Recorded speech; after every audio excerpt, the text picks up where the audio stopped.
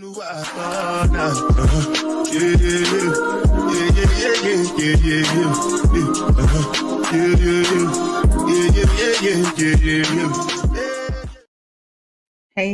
beautiful people. Welcome back to Zip My Motivation Podcast, where we keep it real, raw, inspired, and motivated. Here, we want to take you to the next level. Again, let me repeat, make sure to like, share, and subscribe, and also listen to 101.5 Indie Radio every Tuesday, where I'm on at 11 a.m. and 6 p.m., where you can hear some awesome empowerment, some things to take you to the next step, some wonderful mindset tips, mindset transformation. And if you would like to reach out for a consultation for mindset coaching, you can also reach me, Zip My Motivation, at deelovelymotivation@gmail.com. So I have a guest. Again, I told y'all this month was going to be very powerful, some inspiring guests that will give you some techniques to take you to a different level in life, or just some things to inspire you to continue to do what you're doing, that the fight continues, the race continues, and no matter what happens, no matter what you go through, you can do this. So I'm going to bring my guest up, and I'm going to let him introduce himself. And so I hope that you find this guest to be empowering, because I did. You're going to hear a story of, I can't believe this, but he did. Hey, Philip, how you doing? Hey, it's great to be here. Thank you for having me. I'm really looking forward to this conversation. Yes, welcome to the show. Can you tell the people who you are, where you're from, and we'll get into what you're going to do here. Yep, so my name is Philip Wride, originally from the UK, but for the past 9.5 years, I have been living in Dubai. My background is 20 years in the technology space, so working on building platforms, building mobile apps, working with billion-dollar brands and e-commerce projects and all sorts of things like that. So, my background is very tech-heavy. There's also a sprinkling of video games in there, working in the video games industry. So that's part of my life growing up. But yeah, the past couple of years, there's been some big things happen and some big changes that I've made. I love it. I love it. So let's get into this, because I believe that your story is very unique. And I want people to hear the uniqueness of what has happened in your life, what has transpired.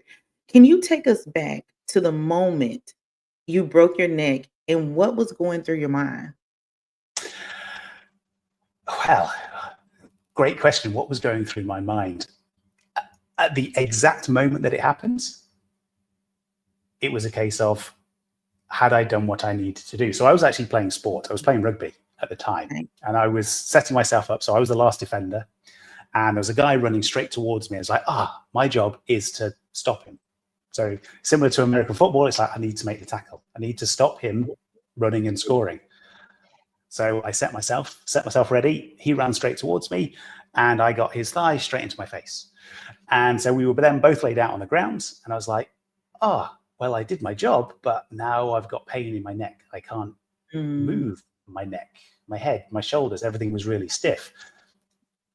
The key thing, I think, here is that was the moment where it happened, but I didn't know it for 7 weeks. I just got up and was like, this is really stiff. Maybe I just need to take it easy. Maybe I need to put some ice on it. Maybe I need to go and see the physio, which is what I did for 7 weeks. So the club that I was playing for, we had access to a physio. So week on week, I was going, and they were, getting the thumbs in and doing the massages and trying to ease everything up. I was like, this is not working. So 7 weeks later, they suggested going and getting some scans in a hospital, which I did. Right. That's when I actually found out it was broken. So for 7 weeks, I've been walking around. I had a soft collar on. I was trying to sleep. I was still trying to function, but everything was stiff. I couldn't move my neck. I couldn't move my head. And then, I sat down with a consultant who was like, congratulations, you've broken your neck. You need 6 hours worth of surgery to put a plate and screws in. Wow, that is a 7 week. those 7 weeks must have been like very uncomfortable. I don't know about pain, but very uncomfortable trying to sleep, I have a shoulder injury from an accident, and I still like have a hard time sleeping or getting comfortable or getting up sometimes. So that was uncomfortable. So you said now they're telling you you had to have surgery. Well, there was Yes, something very significant about having this surgery because you opted out of this surgery. I did. Yeah. So I got the diagnosis. It's like, we want to put a plate and screws in. It's going to be 6 hours of surgery. We're going to go in through the front and put stuff in, and then we're going to turn you over and we'll go in through the back. And I was like, I'm going to stop you right there because I knew couldn't afford the surgery. Mhm. So I Mhm. sat there going, not only is the description of the surgery that you want to do horrible, you've just told me you're going to go in through the front and the back, and I'm going to have the scars, and it's going to be 6 hours. But listening to all of that and going, okay, I understand what's involved, but I can't pay for it. So Mhm. even if I'd wanted the surgery and thought, yes, I'll go through with this, I was like, I'm still not going to be able to afford it. So I said, thank you. I'm going to have to walk out and leave. And so I did. I said no to the surgery. I walked out to the hospital and I went, you know what? I have already healed other bones from Right. sports injuries. Right. Let's see what happens. I know my body is strong. Right. Let's now hope that it has the strength to heal my neck. Wow. And that is so significant because one thing that I read about you is that you said basically like I'm going to have faith to for my body to heal naturally. What mindset were you in making that decision? It's a great question. What mindset was I in? Well, I guess there's two sides to it because there's like, I know I'm in a situation where I can't take what is the suggested path. I'm not Right. going to have the surgery. I can't afford that. So, what are Mhm. my alternatives? Right. I knew that my body was strong enough. Mhm. I'd heard and read and seen other people do amazing things with their body. So, it's like, if I believe that it is possible, Right. then it is possible. Absolutely. So, I went Absolutely. through that process and okay, just day by day, what's going to happen? Are there exercises that I can do? And this will be the first time that I've actually said this. So one of the 18 months later, I got another set of scans. And the consultant said, you've got full strength. You've got full range of movement. You've grown new bone around the break. But one of the exercises that I used to do, where I do the dishes, so after dinner, washing up and cleaning everything, there's a cupboard right above the sink. Right. And I used to rest my head against the cupboard and I would press against it because that would sort of start to trigger all the muscles in your neck because you put them under Right. tension. And Right. that's one of the exercises that I used to do for myself to try and build the strength in my neck and ease things. And I think that was one of the, rather than just sit and do nothing with it and just leave it, I was starting to try and do some activity. So I wasn't back in the gym, I wasn't weightlifting or anything else, but just that Right. simple exercise of putting some pressure so that it starts to trigger all the muscles in my neck. I think that is Right. part of what helps. Right. Amazing. That is amazing. So during this process of this, there was something else going on. How did the COVID lockdown impact your healing journey? Because now you're at home and you're trying to heal yourself basically, but we're on lockdown.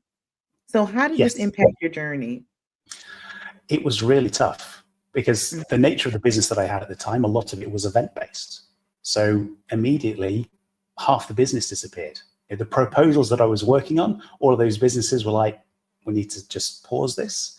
And all of those Right. that I was already working on, it was like, you've done all the planning. We're about to do a live event. We're also going to have to pause.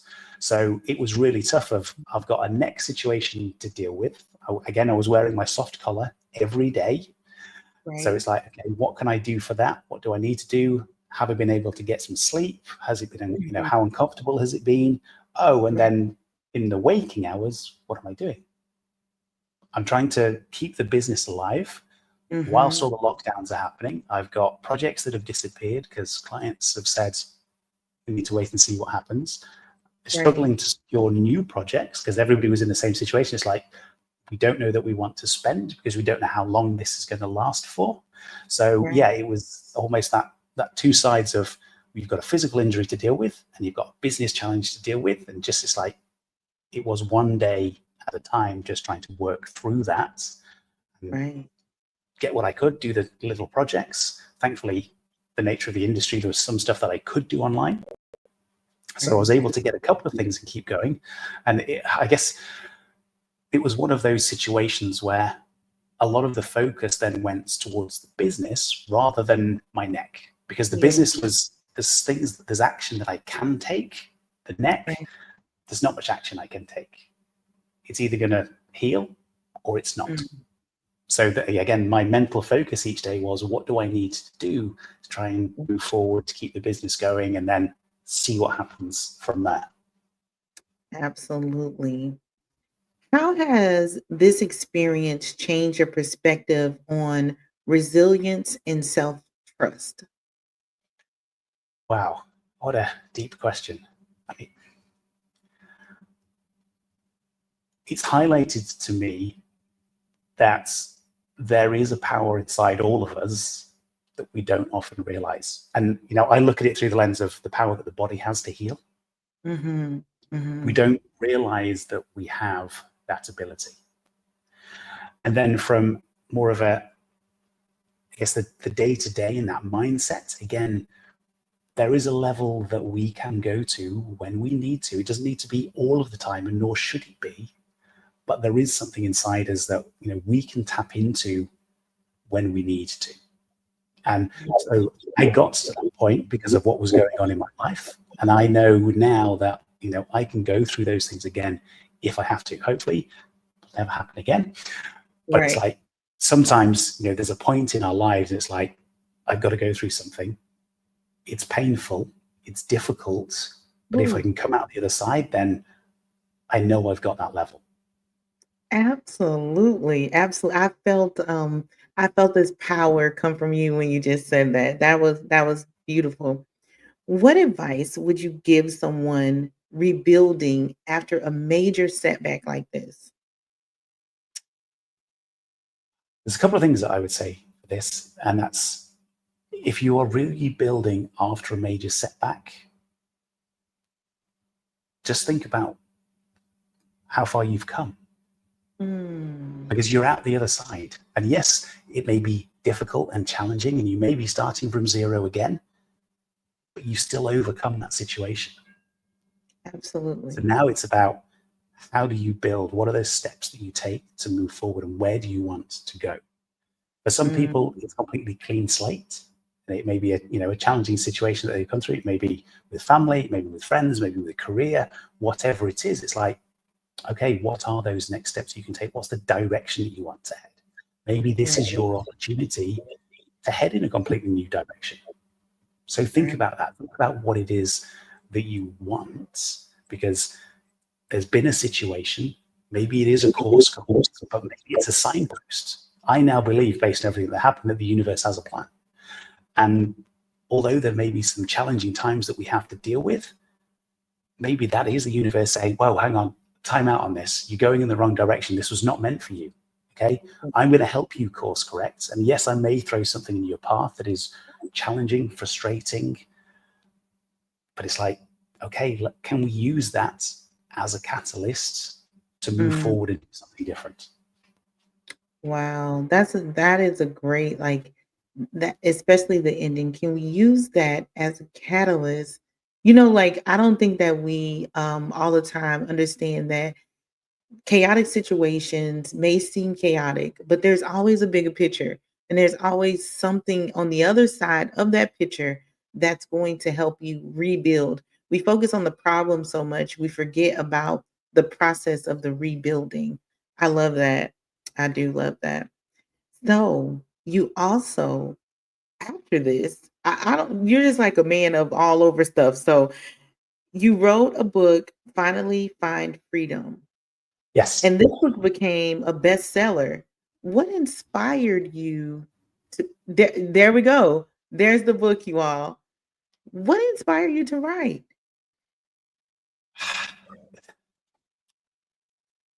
What inspired me to write the books was actually being asked to write a chapter for someone else's book. So when I was Mm, growing up, and the work that I did, I'd always written online articles. I'd written a couple of articles for magazines and things like that, but I'd never considered writing a book.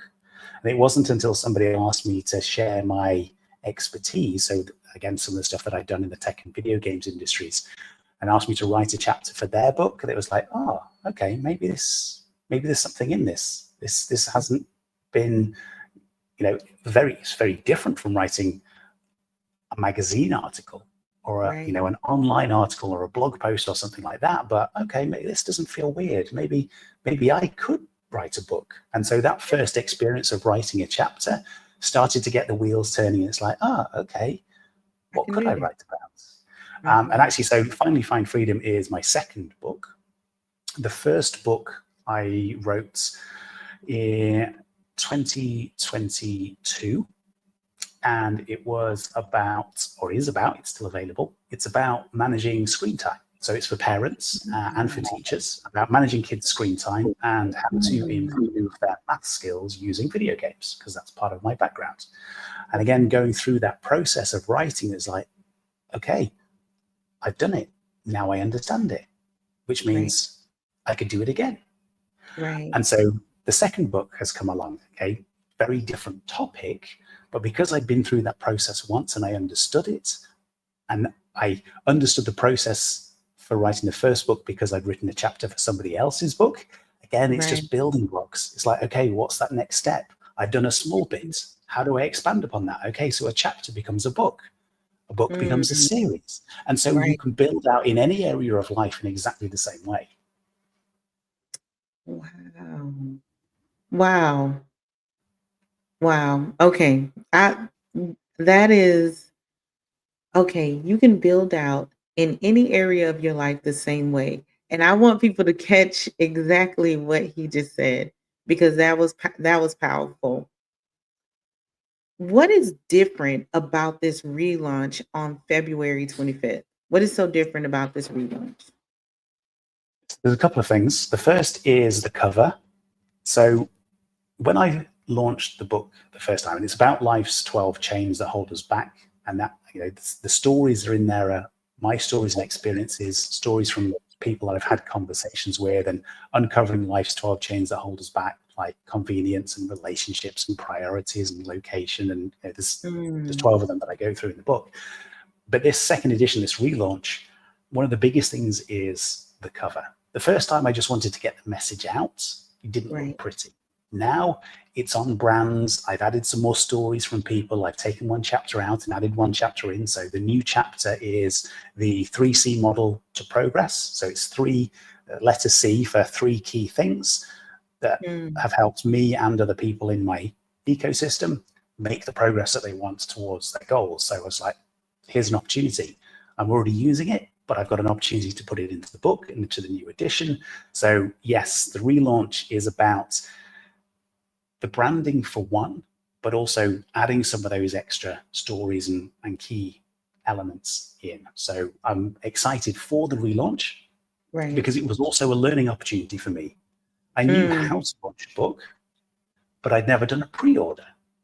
So I also learned how to do a pre-order for paperbacks and list them on Amazon. So it was a new learning for me, which is great right. because I can now take that learning and use it for any future books. So where I've just mentioned that you start with the building blocks and you build up, for this Mm. launch, I've added another building block for myself because I now understand how to do pre-orders.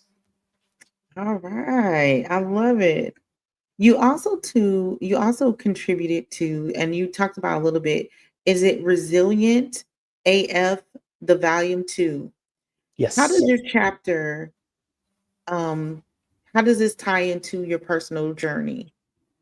So it is a chapter about the journey of my neck, turning the surgery down and walking out of the hospital and leaving it to heal naturally, because again, it's my story of resilience. And the book has some amazing stories in there. It's a compilation of people sharing their stories of grief and trauma and how they've overcome those situations. And I was able to contribute to that book and share my story Right. on the back of a conversation I had with the core author, and the lady who was creating the book. She was a guest on my podcast. Okay. And I think Okay. that in itself is an important message, because it demonstrates that one conversation has the power to change everything. Mm. So in this instance, I had the conversation with her. She made me aware of the book. I was like, oh, that's an opportunity. I can go and share my story. I can get to connect with all of the other authors and understand their stories and their journeys. Mm. I was then also able to go and see myself on a billboard in Times Square in New York with all the other authors, which I did a couple of weeks ago. Wow. But that all came on the back of one conversation. And we never know when that one conversation is going to happen. But it's a Absolutely. mindset shift to say, it's possible. Just one conversation. If we're willing to have those conversations and be open and explore, be inquisitive, one Mm. conversation could change anything. It could be a client, could be a project, could be a book opportunity, could be an event, could be the love of our lives. Right. It still comes back to the power of a single conversation. And that is the simplicity of life that some people don't hold on to. Is it only takes one, it takes a hello sometime. Hello. And from that, someone may say, how are you doing? And you know what? I just feel like very easy to talk to you about whatever, you know? So I think that is very, very powerful. So what key message, what key message do you want your readers to take away from your writings? Biggest key message is that we are more powerful than we give ourselves credit for. We have Mm, the ability to do anything, to achieve anything, to make changes. So if we feel stuck and frustrated at the minute, and this is the core concept of the book and why it's about the 12 chains that hold us back, we have the ability to make changes. Some people move halfway across the world. That is a change. Location is one of the chains that I talk about in the book. right, We have the ability to overcome fear. right, Fear is one of the chains in the book. right. So it's about recognizing that we in ourselves have that internal power and that we have the ability to make changes if we choose. Mm. And there's something about choice that I love. There is something about choice that I love. So there is also another part of you, and you would like to help female coaches with tech. You're using your technical skills to help female coaches. Why did you choose this specific focus? So after my neck injury and going through that process of trying to keep the business going through COVID, I started a personal development course in Okay. 2021, April time in 2021. I saw an advert for a course on YouTube, clicked Mhm. it because I thought, well, what have I got to lose? Right. And one of the questions in that course was, what impact and contribution have you made and what's going to be said at your funeral? Mm. And given that I'd had the neck injury, and if that had been any worse, could have been my funeral, I was like, okay, what do I now do differently? How do I use my skills and experience to support others? So part of that has led to the books, but part of it is, well, okay, I've got 20 years of tech experience. What can I do with that? And so, yes, that has now formalized to be, okay, let's support female coaches. Let's help them with their websites, their sales funnels, their email automations, the systems and the processes that they can have in the background so that they don't have to worry and they can focus on supporting their clients, having the impact that they want. And one of the questions that I often get is, well, why female coaches? And there are three main reasons. And this is what I tend to share with people. The first is my mum. Okay, so over the years, I have done 4 website project builds for her businesses or her employers. And last year, she came back to me again for the 4th one. She was like, Phil, I've just got a new job and I now have the responsibility for the website. So I said, yes, I will help you. Before I understood the full complexity of what it was that she was asking for. Right. So it was a 1,600 person member community on a 12-year-old broken website with data that didn't sort of fit together in terms of understanding who those members were, how active they were, who was paying online versus, you know, sending checks in and all that sort of stuff. It's like, okay, great, challenging project. Right. But I had the knowledge and experience to be able to help her. Mm-hmm. So that was, you know, one of the things. It's like, okay, so she keeps coming and asking me, maybe there's other people who are in this situation. Maybe there are other people I can help in a similar way. And then the other 2 reasons are closely linked. So when I first launched the first edition of Finally Find Freedom, all of the comments that came back, all the positive reviews and the comments on Instagram and on Facebook and the conversations that I had, the majority of those were from women. So I guess my writing style and the way that I present information seems to work better, or that, you know, it's easy for people to connect with that style. Yeah. Which leads into the third reason, and that's energy. You know, I've worked in the tech industries. I've worked in video games. It's often very male dominated from an industry perspective, the people in it. I was like, okay, actually, who do I want to spend time with? For the next 20 years, if I'm focusing on growing a new type of business, who do I want to support? And so, you know, thinking about energy, women just tend to be more open. Okay, so to be able to have those conversations, to be able to connect, to be able to think about and have the ideas, and it's like, okay, where do you want to take your business? They dream, they have the visions, they want the impact. So it's like, I can get behind that, I can support that. So that's where, yes, I am focusing on supporting female coaches. That all is very intriguing, very interesting, and very powerful. You are a very powerful person. You really are a very powerful being. What is the biggest tech struggle you think female coaches face, and how do you plan to support them in overcoming these challenges? Biggest challenge, that's a difficult one to answer. So I'm actually going to put it into 3. Okay. I tend to work in sort of 3s. I mentioned earlier the 3 C's to progress. The 3 is sort of a number that Gotcha. one comes down to time, the time it takes to learn something. Again, that's time that you could be spent serving your clients, time with the family. So that time element of how long is it going to take me to learn something, okay? That is often one of the biggest considerations for them. And then they say, you know what, I don't want to invest the time in this, so I'll put the tech stuff to the side. Or I'll try and struggle through, and then, you know, it's almost like trying to piece bits together with string and sellotape and all the different systems. And it's like, okay, so you've got something, but it's not as effective as it could be. The other side to that is somebody, you know, who dives straight in, and then they do what they need to do, they get it all working, and then they have an idea, and it's like, oh, I'm not sure about this. They second guess themselves. Right.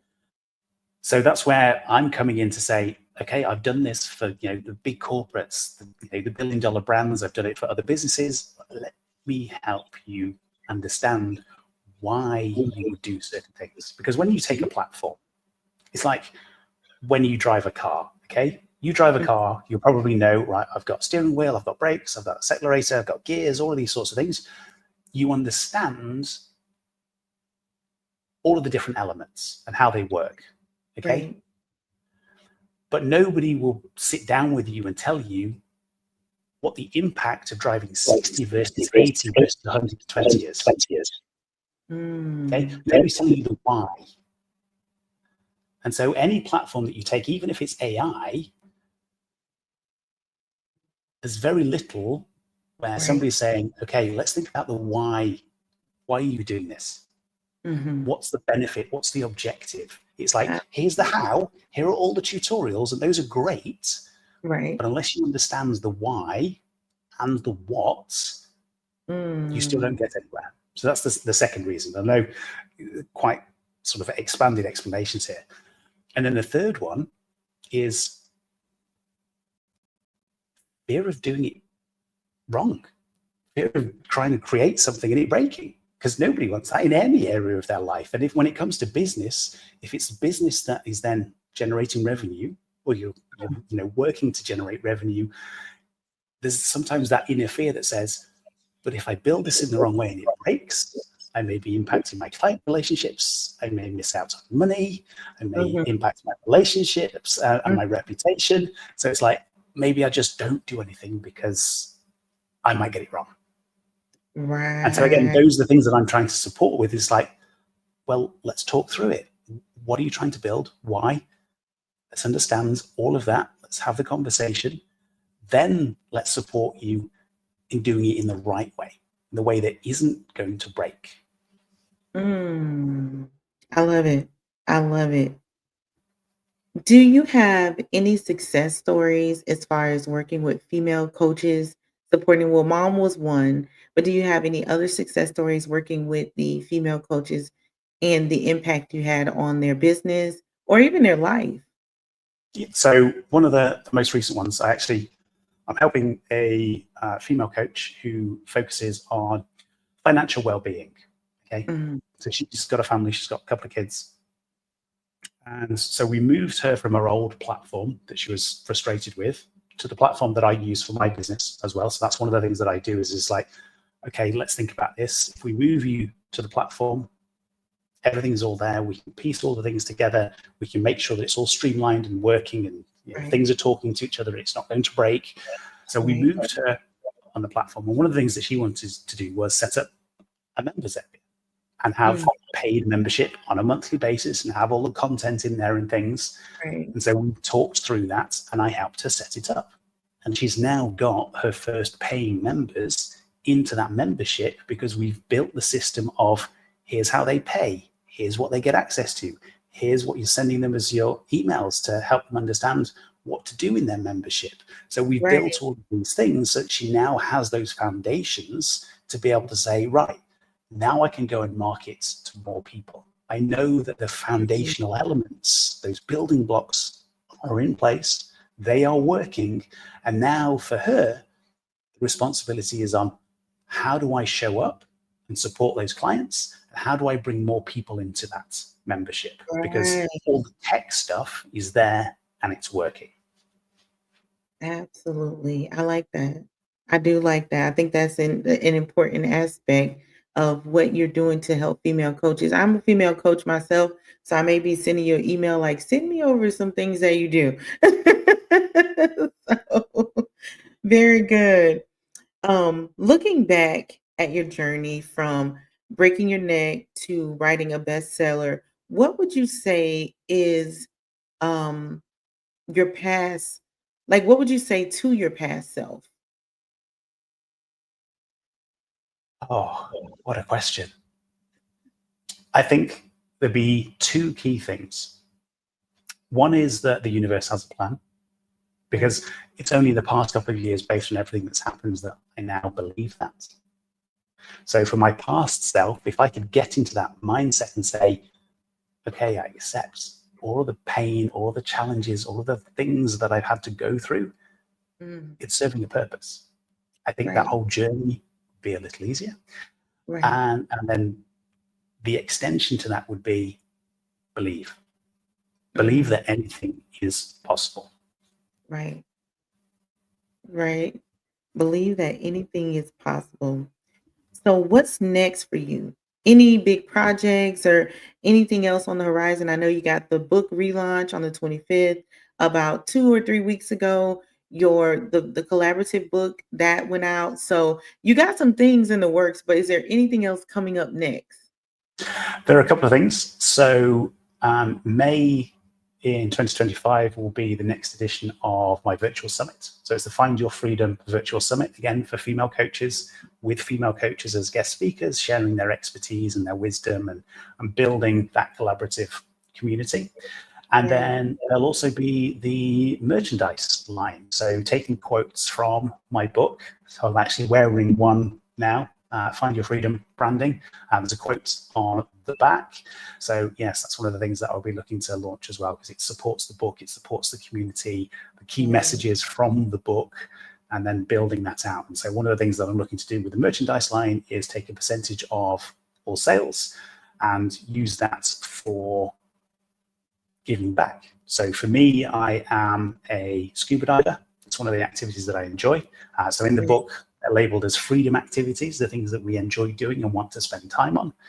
Scuba diving is a freedom activity for me. So a percentage of all of those merchandise sales will go into taking plastics out of the ocean and sanctuaries for turtles and various other marine life. I love it. I love it.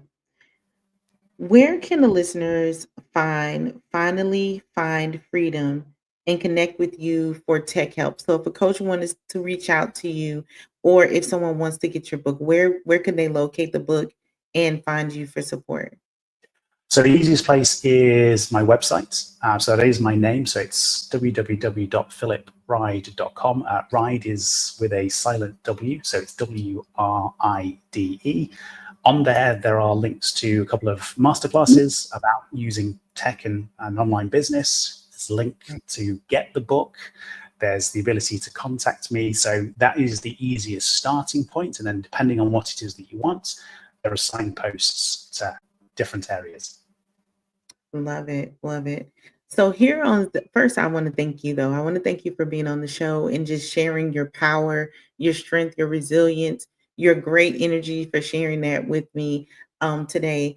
And here on Zip Mouth Motivation, I love to have the guests leave the audience with a tip, something to like carry them through the week, the month, the day. I don't know, the lifetime, because depending on what it is, it may support them through. They might think about it every time. Like I remember this guy was on Zip Mouth Motivation show and he said this and it keeps them. So what is it that you could share with the audience? So it's actually a quote from the book. It's the one that I have on the back of my t-shirt right now.